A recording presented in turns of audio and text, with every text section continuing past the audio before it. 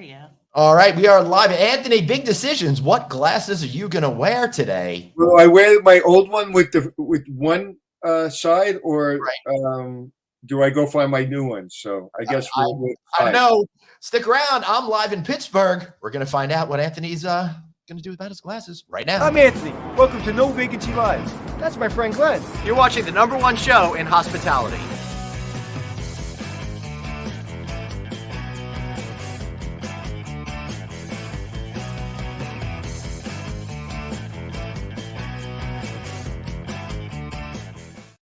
Hey, everybody. Welcome to No Vacancy Live Pittsburgh edition. Anthony Melchiori over there in his home office. Of course, I'm in the aforementioned Pittsburgh.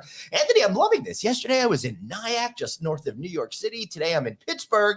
Tomorrow, I'm doing a Friday night out from Lancaster, Pennsylvania. This is a fun week. Okay, so let's see. Let's name where we've been. You've been there. Yeah. I've been to Westchester, Boston, Chicago, and I'm going to North Dakota.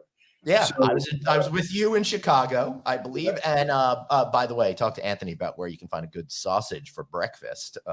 Oh my God, that was so good. And by the way, I decided not to wear my glasses. You're just listening.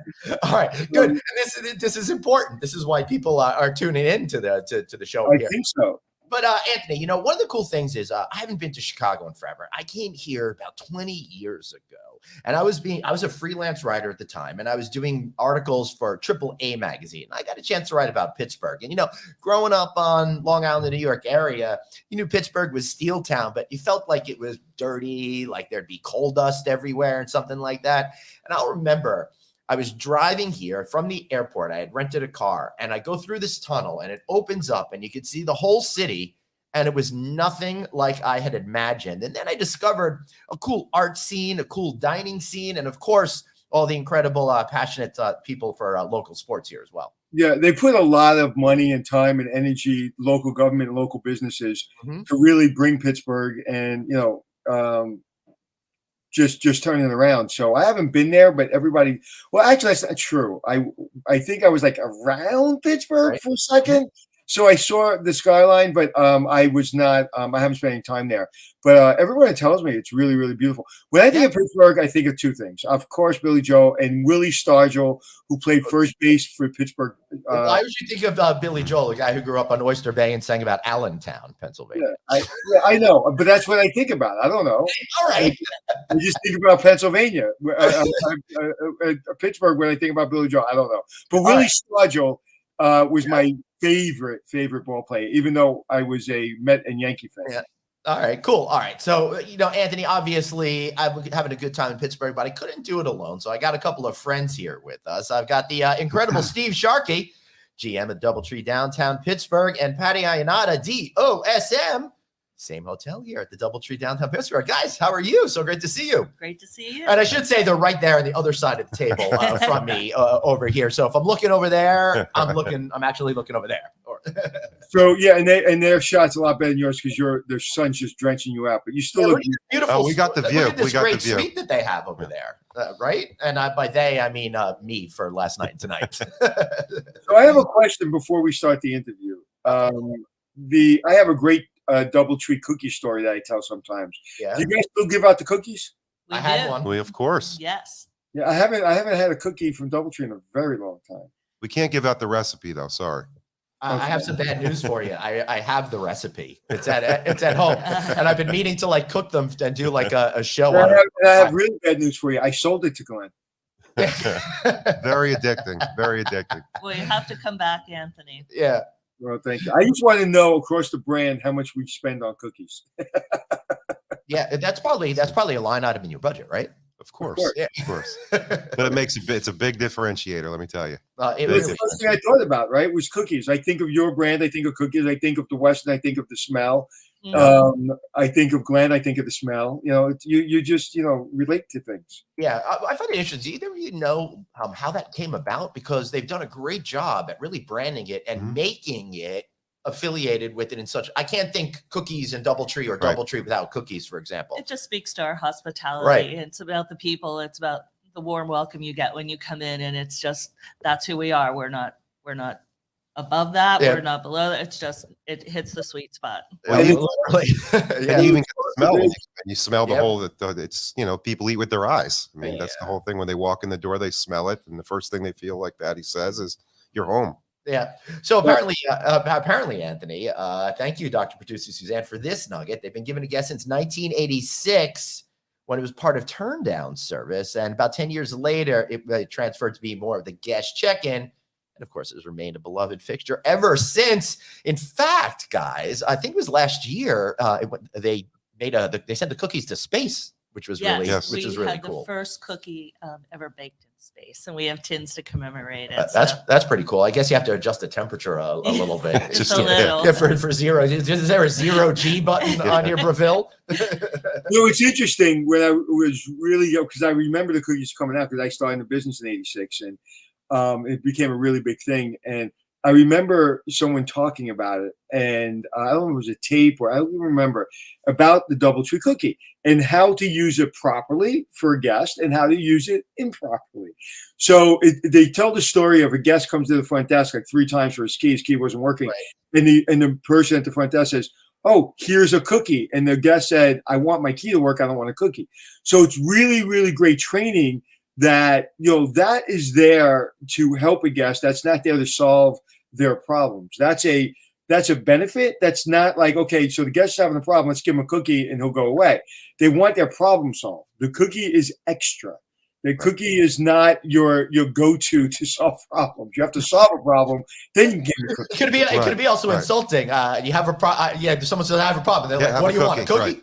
But a cookie helps solve a lot of things. It sure does. Especially when you've traveled. And it's great to hear that you've both been traveling everywhere as opposed to being in offices. And we love the fact Steve and I were just in Florida last week meeting with our colleagues. It's just great to be out and traveling again. Yeah. I think between me and Glenn, literally in the last, I'll say 2 years, we've probably traveled 300,000, 400,000 miles. We've traveled a whole lot. We've been lucky. And, during the times when things were shutting down and just sputtering back to life, we'd hop in the car and do live broadcasts in the New England, mid-Atlantic area, which was really nice.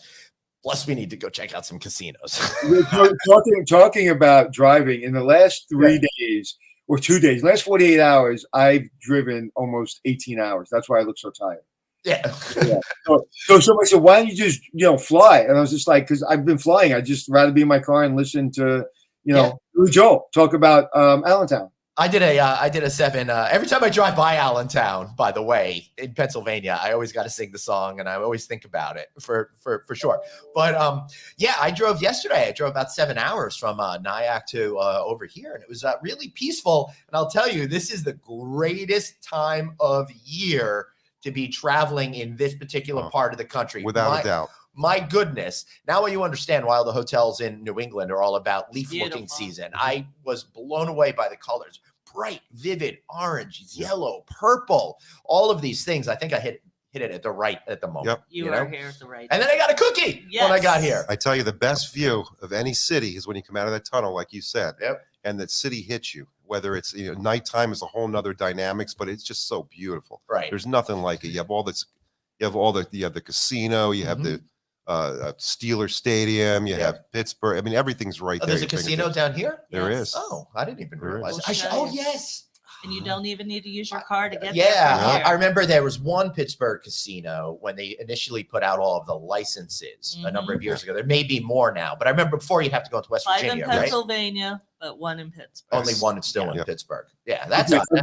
Right, I'm trying to find. It was so beautiful to drive that I actually took this picture. It's just a little tree at the light.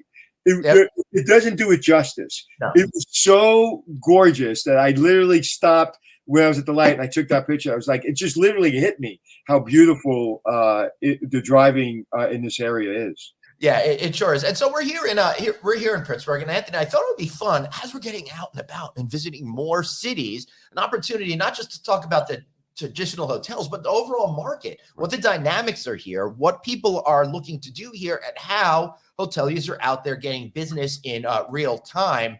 One of the things that I like most about the city, we were talking about this just before we went on air, and being that it's October, it's apropos. I'm a huge fan of the filmmaker George Romero. This is where he's from.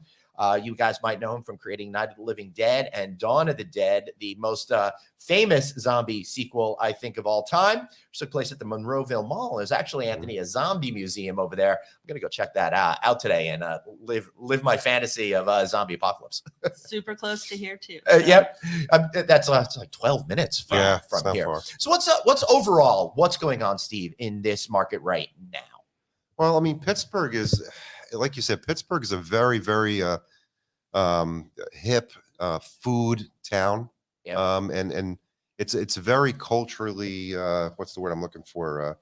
Diverse. Mm-hmm. Every when you walk around the city, Pittsburgh is really unique because it's all suburbs. You Right. have the city, everybody works in the city, and then everybody lives in the suburbs. So every suburb has its own identity. You have the Italian section, you have the Polish section. Yeah. I mean, everything is separate. So the food scene is just amazing down here. And when you walk down in downtown, I mean, the buildings, every building tells a story.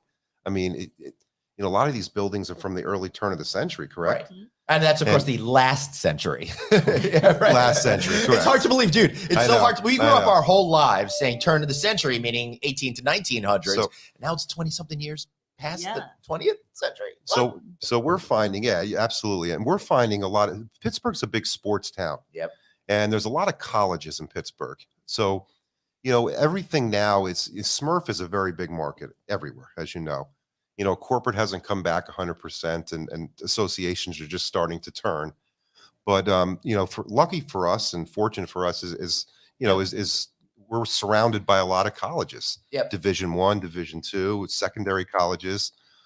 So there's a lot to choose from right now. And we've kind of, changed our focus as far as, where we were a couple of years ago back in 19 to now. And correct me if I'm wrong, Patty. No, we were downtown hotel.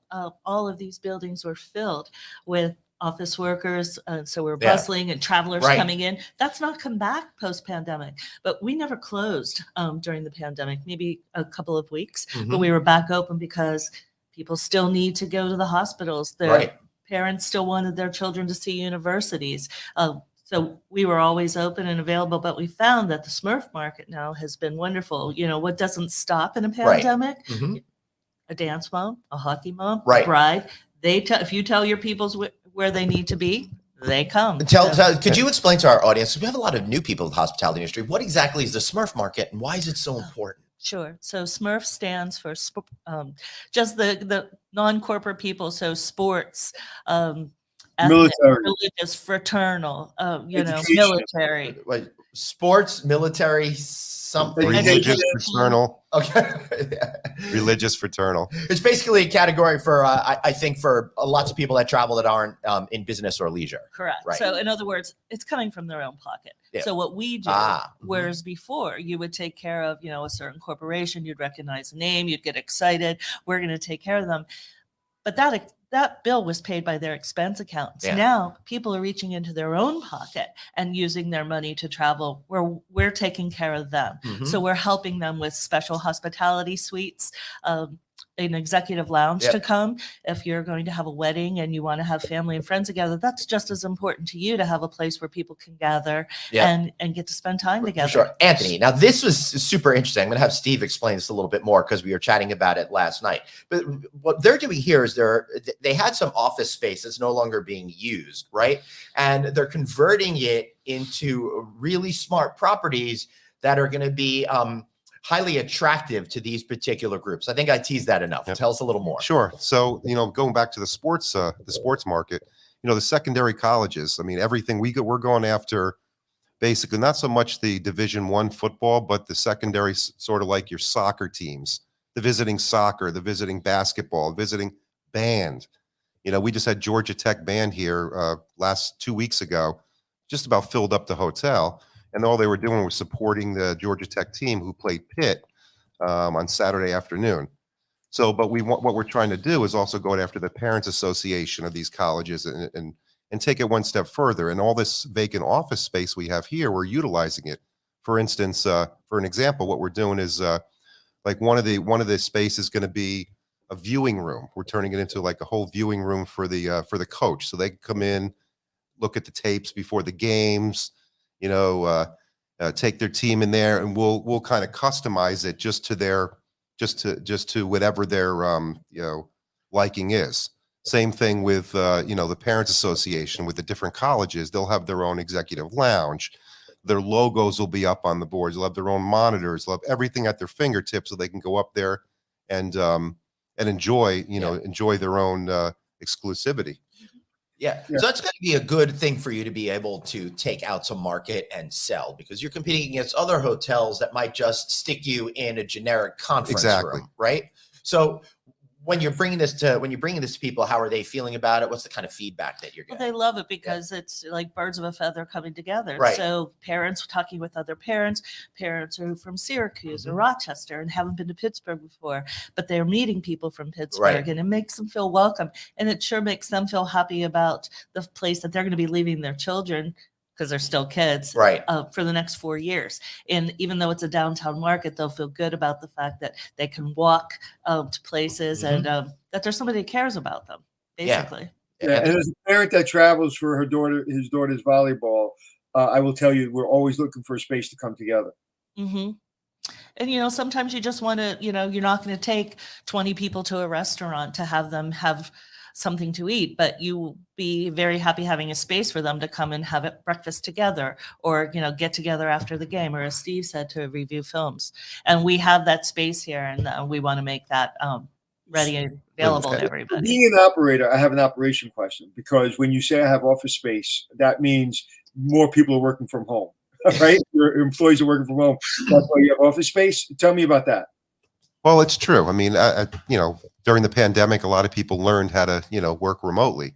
So, it's changed the dynamics of office rentals and such, because people can, Zoom from home. So from your hotel, how many people are working from home that weren't working from home before? What percentage would you say? Well, we don't have any. Everybody's full time on staff now. Yeah, we have rentals. I'm sorry. We have rentals. It's a large building, so we have rentals.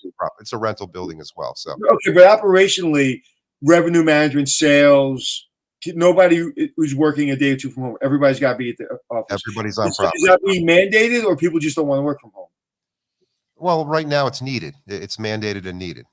I think people who are in sales are doing much more than just selling.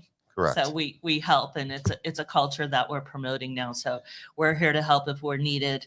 If you need us. I don't think that's true, because salespeople, all they go is to fancy lunches and go travel, and they don't.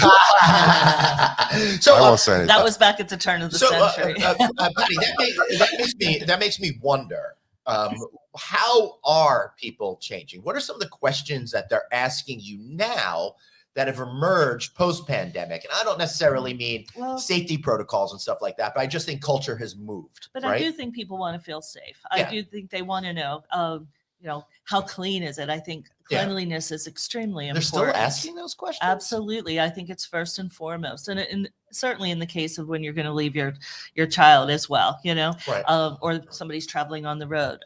They want to be able to walk to places. I think that it's even more key, where you can have things on the internet, but you want to know what's good, where the locals go, how close is it, what's, where do you go? And I think our front desk staff does a great job of their favorites and letting people know what's close by. Yeah. It's more like a neighborhood downtown. Yeah, recently in a hotel, we just had somebody walking out, and they go, "Oh, we're going to this restaurant," and the front desk person said, "Oh, no, go to this restaurant. That's the one I go to. That's where all the locals go.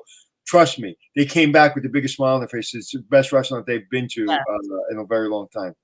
Yeah, Steve? Well, no, kind of piggybacking off what Patty said, people want to get recognized. I mean, people are, nowadays they're a little more lenient as far as service and such, just because of the labor shortages around the United States. But, they still want to get recognized, and they want something different. That's the key. That's what we're trying to give them here, is something different.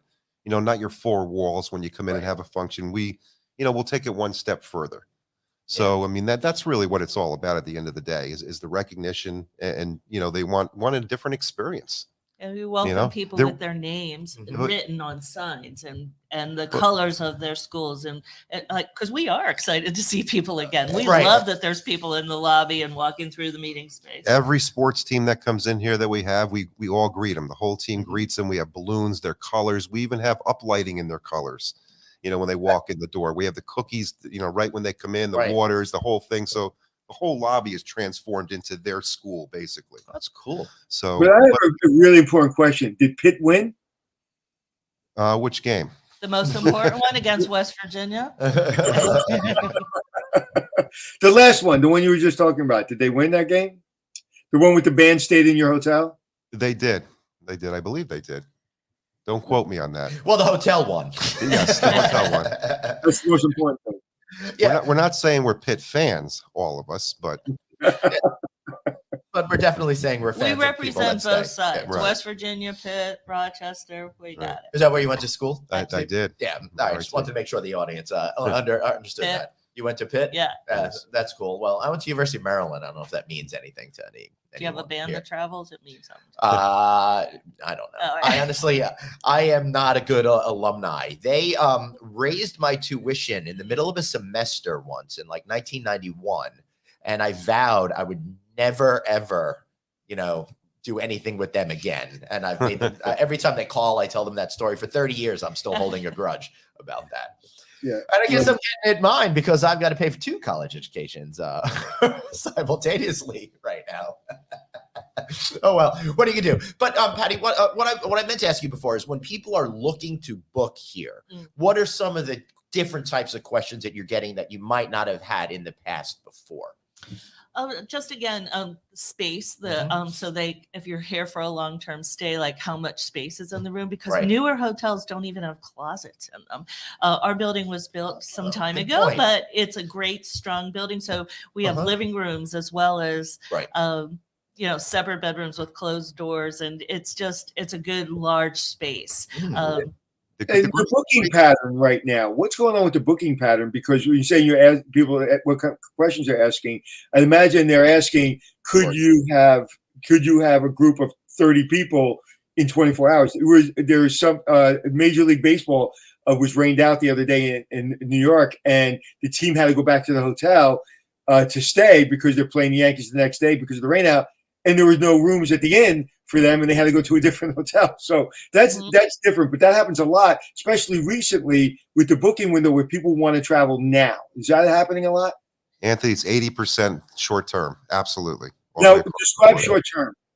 Short term is, you know, within in the month for the month. Yeah. Steve and I were watching October and September, and we were amazed at the pace that are just group bookings increased by 400,000 Yeah, and it's within not a 30-day period. And it's not just here; it's everywhere. I mean, it's crazy. Everything is last minute. Is in the month for the month, and people are traveling. They really are. It's just So you guys are executives and you have goals and you have responsibilities. How do you control not freaking out when the rest of the world doesn't care to book their events in advance like they used to? well, I mean, you plan for it. You know Yeah. what's going to happen, so Right. you put the systems in place that allow you to, you know, to be able to handle that. That with a lot of time. times. Yeah, I get it. So, And the good news is you're always looking at a star report, so you know where you are with your competition. So for some reason, it didn't materialize that month. Well, you look at your star report, it's like, well, if it materialized somewhere else in your competition, you know, throughout your competition and didn't materialize in your hotel, that means you're probably doing something wrong. So there's, you know, listen, you have to have faith that it's going to happen. And again, one of the things that hotel operators and salespeople were really good at is we're really good at really finding the beat of what's going on quickly. Like we're looking at it every day. So we know the booking window just went from 2 weeks to a week. And it doesn't take us very long to figure that out because we're just constantly looking at numbers and constantly looking at pacing. and I think everybody is trained now. I mean, their mind is trained Right. to kind of adapt to that, so they're used to it. So you know, it's nothing when it happens. They're just they expect it, so Yeah. we're able to adapt very That's quickly. good. I think right after the pandemic, people were a little rusty and they were a little, whoa, this is busy. But you forget that this is how it was all the time. We were selling and we were busy. Occupancy was high. Right. And that was a daily thing and an every weekend thing. So Yeah. this is our busiest season now anyway. So And we're at the levels that I mean, we've surpassed our highest levels we've ever had here. Are you serious? Yes, Yes. we've destroyed 2019, and this is our best year we've ever had. we're 6% higher in terms of The 19. What do you think is the combination of factors that's bringing that to reality? You know, I think it's the whole post-pandemic, I think, made a lot of people sharper as far Right. as, because the pie was smaller that they had to choose from. Because Right. you take corporate out of the mix, everybody's going for the same thing. Right. So, I think we honed down on it a little better and faster than a lot of our competition. Like we talked about before, the sports market, the secondary sports markets, the dive down Smurf, not your high end Smurf. Right. So, it really helped us open up a lot more doors and avenues, in this market that a lot of people, whether they chose not to go that route or they just weren't fast enough, they just didn't do it. Right. Right. So- And honestly, what I'm seeing from where we, sit, me and Glenn, and speaking gigs that we do, is we're seeing a lot of teams are relatively new to the industry. A lot of salespeople, a lot of revenue managers to the industry, and there's something to be said about people that have been through it. Like yourselves are, you know where to go fishing, and you're not afraid to go fishing. Whereas a lot of people coming in our industry are waiting for business. And we all know that if you're a general manager or a salesperson or even a revenue manager, and you're just waiting for stuff to happen, you're going to be second. You're not going to be first. That's for sure. And you're 100% correct. And again, it comes down to the old fashioned relationships. I mean, honestly, it's at the end of the day, with everybody going for the same piece of the pie, Right. It's who's going to get there first and who's going to make the biggest impact on a relationship basis. Who are they going to trust? Right. So I'm curious then as to how you go about and creating those relationships. The Because, cookies. it's all the cookies. Because as I mentioned, we have a lot of young people that are just in this industry for the first time. So maybe first talk about how important it is for the DOSM and the general manager to have a good working relationship and what that can do, and then how you kind of go to market to create those relationships. Steve, you want to start with? Sure. I mean, obviously you have to be on the same page. Right. And you have to share the same vision. And you got to believe it. It can't just be out there. It has to be a belief, like something inside that you both share. Mm-hmm. And then, you're going to take each other's strengths. Right. Patty has different strengths than I do, and I have different strengths than she does. And we kind of utilize them together, and it makes a pretty dangerous combination, and it's worked well for us. Right. And she's got a tremendous team, a seasoned team it's been there. It's been the market. And, we're very fortunate. And, and we kind of feed off each other. Yeah. And that's the key. I mean, I really think that is the key, that, you share one common vision and you tunnel it to. So Patty, how do you see that? Well, it's the same way. I don't hire me's Right. because I don't need a lot of patties, but what I need are my weaknesses. I look for that because people who Right. are more skilled in the things that I'm not make for a very strong team. And we have that, and we all have different shared experiences. So Steve brings his regional friends, and there's a lot of regional travel now too. People don't want to get on planes, Right. But, we bring people from Ohio, West Virginia, DC. Like we're within 8 hours drive of pretty much the largest part of the population in America. Yeah. And people love coming to Pittsburgh for the first time because they're like, I can't believe how clean it is. Just as you said, Right. It's not your third grade geography book picture anymore. And- When you get here, you're like, wow. Yeah. And people who come are like super happy, and they come back. Right. Anthony? Yeah, and what's really important, and I'm going to make an observation. First, when a salesperson, an executive in sales, and an executive that's running the hotel, when that combination is strong and trust, and there's value there, the hotel can't lose. Okay, they can't lose.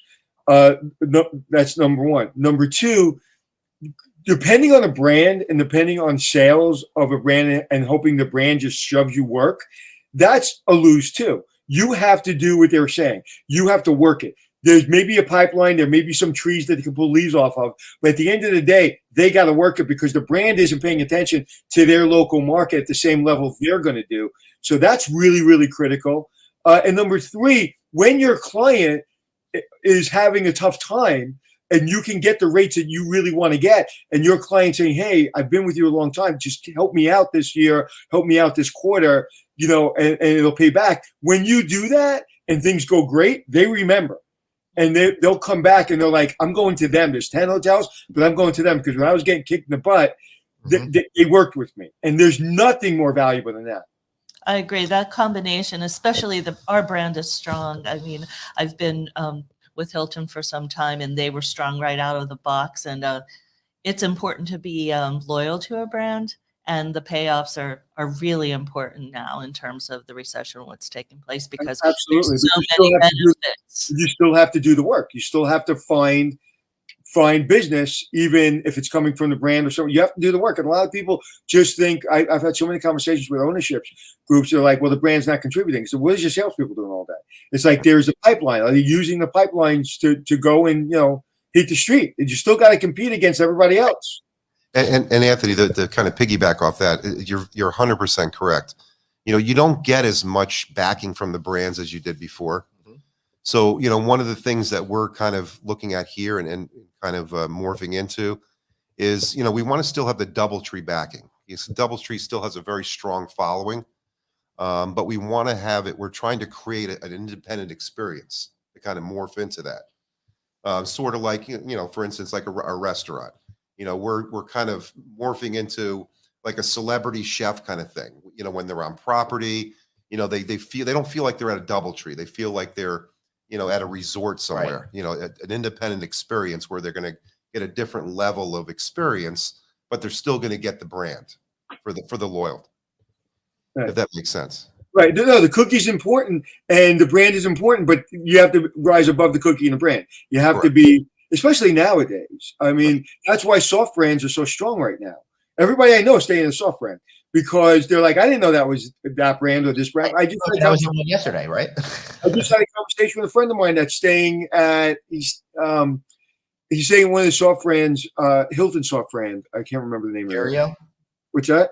Curio? Yeah, maybe. Anyway, so everybody's just using so you have to, if you're a strong brand that everybody knows, you've got to kind of, give them something else because they're expecting something else. Right.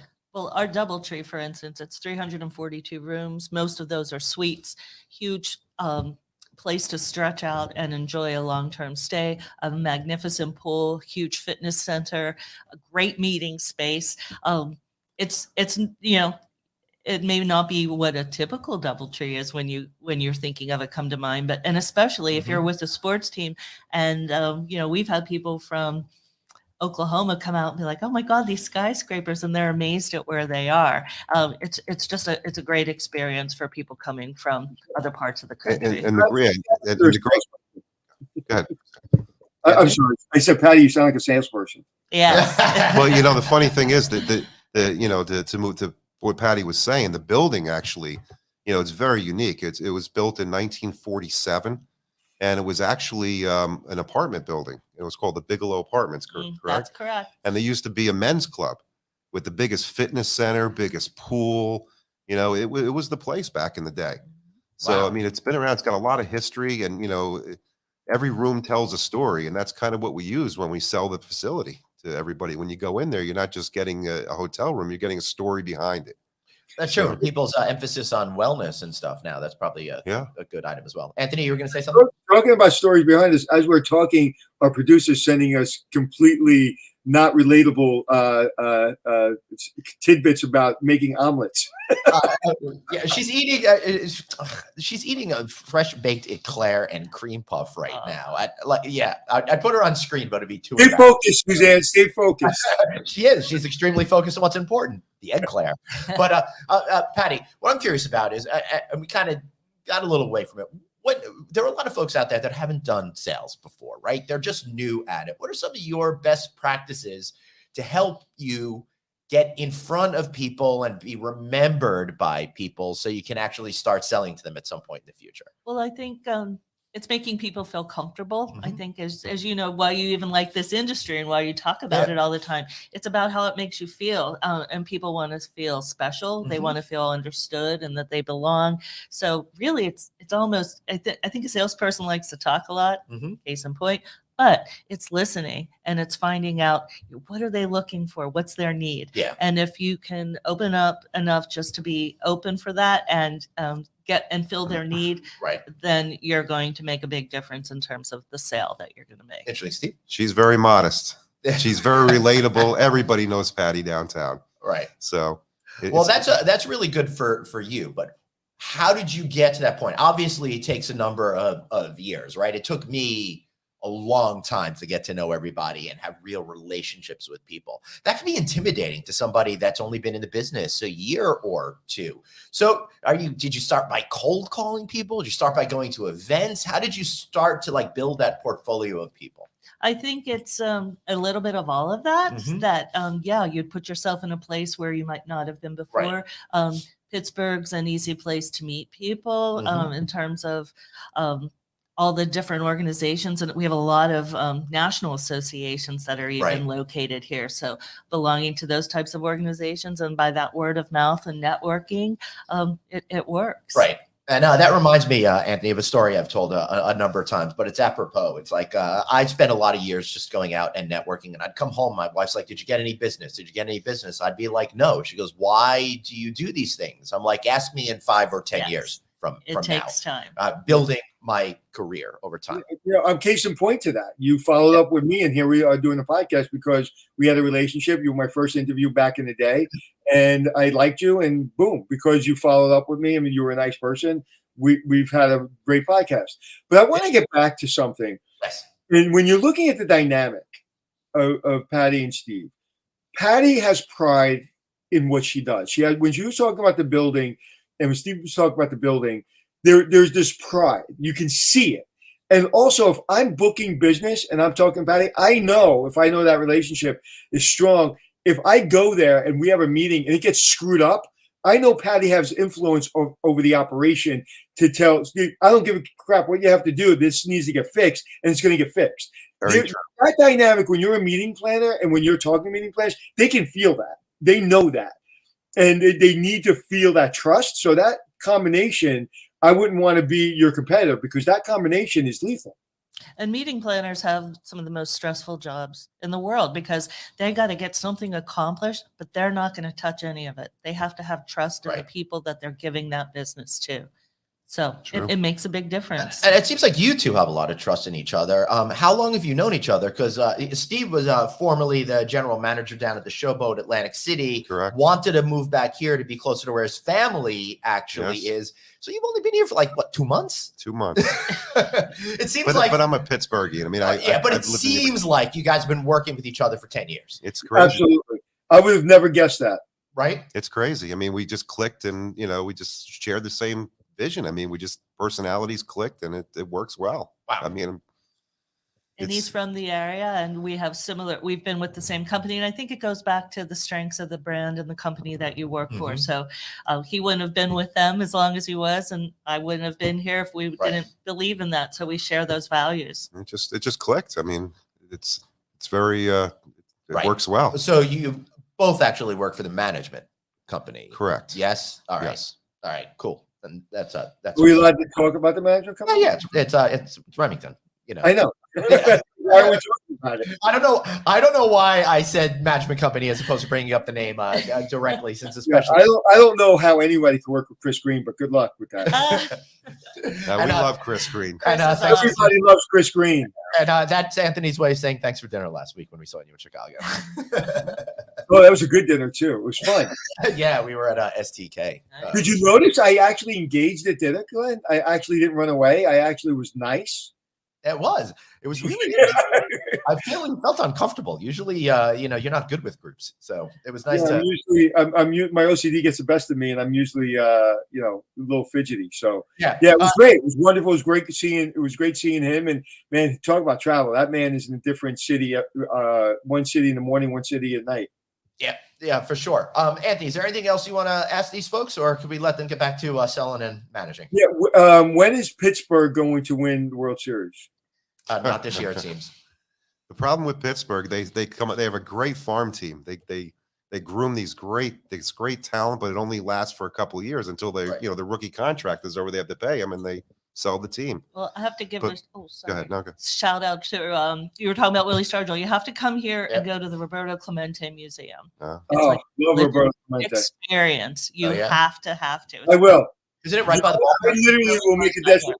I will literally make a trip just to go there because you know who he is, right, Glenn? Yeah, of course. Yeah, and man, I would love to see that. I would love to see his life. I mean, I've watched documentaries on him, but yeah, absolutely. I don't know. There was something about Pittsburgh. Remember when they had those uniforms back in the early 80s, maybe late 70s, with the yellow and the black and everything? Yes. Even as a New York fan, there was something about the style and the swagger of Pittsburgh, of the team, that I loved. I just absolutely loved it. And there was something about, I don't know, I always, when I think of a legendary team, I think of the Willie Stargell teams. I don't know why. Well, I mean, we'll leave it at this. I'm from New York. You guys are from New York. I'm a big pizza snob, but I can tell you one thing.